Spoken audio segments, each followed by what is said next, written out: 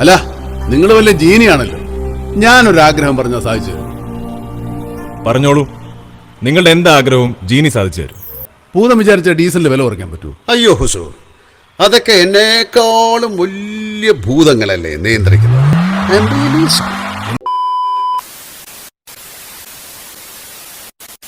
എന്തിനാണ് mic off ചെയ്തത് കൃഷ്ണദാസ്? നിങ്ങൾ പറഞ്ഞോളൂ. പ്രതിപക്ഷ നേതാവ് രാഹുൽ ഗാന്ധിയുടെ മൈക്ക് പൂർത്തിയാക്കുന്നതിന് മുമ്പ് ഓഫ് ചെയ്തത് എന്തിനാണ് അഡ്വക്കേറ്റ് കൃഷ്ണദാസ്?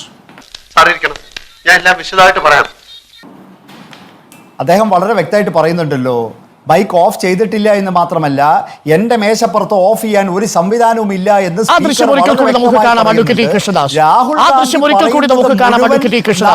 രാഹുൽ ഗാന്ധി പ്രസംഗിച്ചുകൊണ്ടിരിക്കുന്ന വേളയിൽ മൈക്ക് ഓഫ് ചെയ്തു പോകുന്നതും ആ ഓഫ് ചെയ്തു പോകുമ്പോൾ തുടർന്ന് സംഭവിച്ചതും അതൊന്നുകൂടി നമുക്കൊന്ന് കാണാം. സാറിന് ചായ കൊടുക്ക്. ചായയിലൊന്നും ഒതുങ്ങുന്ന കേസല്ലേ ഇത്, നീ കൈകാര്യം ചെയ്ത്. बात यह है कि दो फोर्सेस हैं, एक तरफ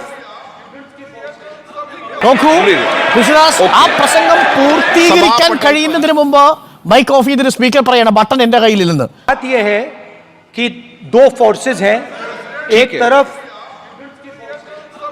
ബട്ടൺ സ്പീക്കറിന്റെ കയ്യിലില്ല, പക്ഷേ അതവിടെ ഇരിക്കുന്നത് ഒരു പ്രത്യേക ചേംബറിലാണ്.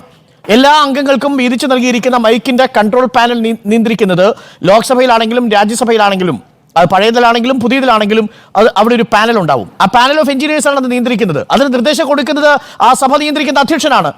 ആ സ്പീക്കർ പറയാണ് എന്റെ കയ്യിൽ ബട്ടൺ ഇല്ല എന്ന്.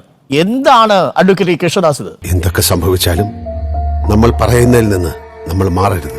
അല്ല, രാഹുൽ ഗാന്ധി പറഞ്ഞതൊക്കെ വളരെ സുവ്യക്തമായിട്ട് ഞാൻ കേട്ടു. അരുൺകുമാർ കേട്ടില്ലെന്ന് പൂർത്തീകരിക്കാൻ അനുവദിച്ചില്ല.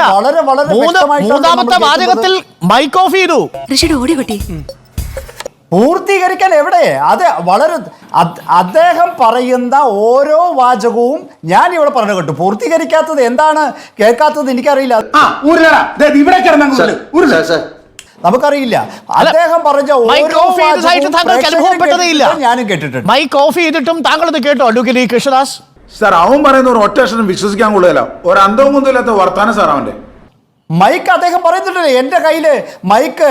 അദ്ദേഹം പറയുന്നത് മൈക്ക് ഞാൻ ഓഫ് ചെയ്തിട്ടില്ല, എന്റെ കയ്യിൽ മൈക്ക് ഓഫ് ചെയ്യാൻ ബട്ടണും ഇവിടെ ഇല്ല എന്ന് സ്പീക്കർ വ്യക്തമായി പറയുന്നുണ്ട്. ആഞ്ജനേയ സ്വാമി. മൈക്ക് അദ്ദേഹം പറയുന്നുണ്ടല്ലോ എന്റെ കയ്യില് മൈക്ക്.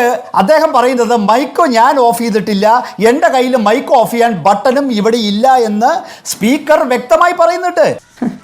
അടിപൊളി.